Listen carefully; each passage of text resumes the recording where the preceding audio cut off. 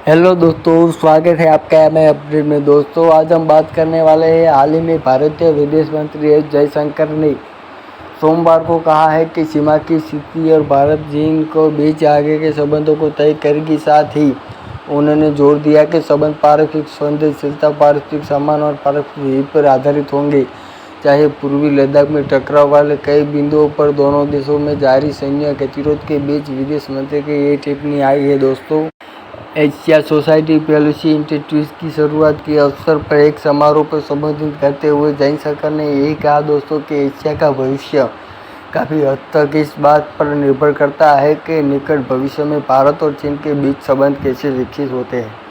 उन्होंने कहा कि सकारात्मक पथ पर लौटने के और टिकाऊ बने रहने के लिए संबंधों को 3 चीज़ों पर आधारित होना चाहिए: पारस्परिक संवेदनशीलता, पारस्परिक सम्मान और पारस्परिक हित। विदेश मंत्री ने कहा कि उनकी वर्तमान स्थिति निश्चित रूप से आप सभी को अच्छी तरह से पता है कि मैं केवल ये दोहरा सकता हूं कि सीमा की स्थिति आगे संबंधों को तय करेगी। भारतीय और चीनी सैनिकों को पूर्वी लद्दाख में 2 साल से ज़्यादा समय से टकराव वाले कई स्थान पर गतिरोध बना हुआ है। दोस्तों, उच्च स्तरीय सैन्य वार्ता के परिणाम रूप दोनों पक्ष क्षेत्र के कई क्षेत्रों पीछे हटे हैं। दोस्तों, हालांकि दोनों पक्षों को टकराव वाले शेष बिंदुओं पर जारी गतिरोध को दूर करने में कोई सफलता नहीं मिली। उच्च स्तरीय सैन्य वार्ता का अंतिम दौरा पिछले महीने हुआ था, लेकिन गतिरोध दूर करने में कामयाबी नहीं मिली। तो एशिया के लिए समग्र दृष्टिकोण। जयशंकर ने कहा कि एशियाई वर्चस्व के लिए संकीर्ण नजरिया दरअसल महाद्वीप के अपने हित के खिलाफ हुए।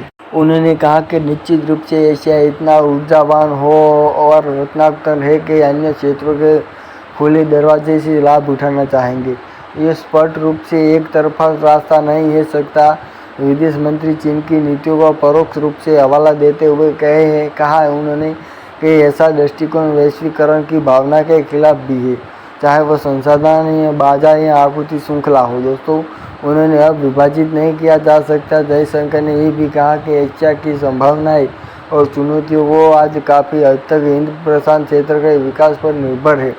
वास्तव में अवधारण के विभाजित एशिया का प्रतिबंध की कुछ का इस क्षेत्र को कम एकजुट होकर संवादात्मक बनाए रखने के निस्वार्थ उन्होंने ये वैश्विक हितों के लिए अंतर्राष्ट्रीय समुदाय को क्वाड जैसे सहायक प्रयासों के बेहतर सेवा मिलने के लिए जाहिर तौर पर जिसके प्रति उनका उदासीन रुख है। दोस्तों, उल्लेखनीय है कि क्वाड में भारत, अमेरिका, ऑस्ट्रेलिया और जापान शामिल है।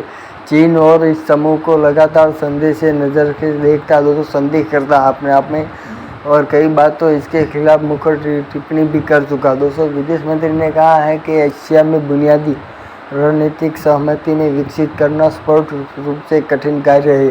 जयशंकर ने कहा है कि कोविड महामारी, यूक्रेन संघर्ष और जलवायु गड़बड़ी की 3 झटके भी एशिया में अर्थव्यवस्था के लिए विकास को प्रभावित कर सकती है। हाँ तो दोस्तों, शेयर, लाइक और सब्सक्राइब करना ना भूलें। जय हिंद, जय भारत।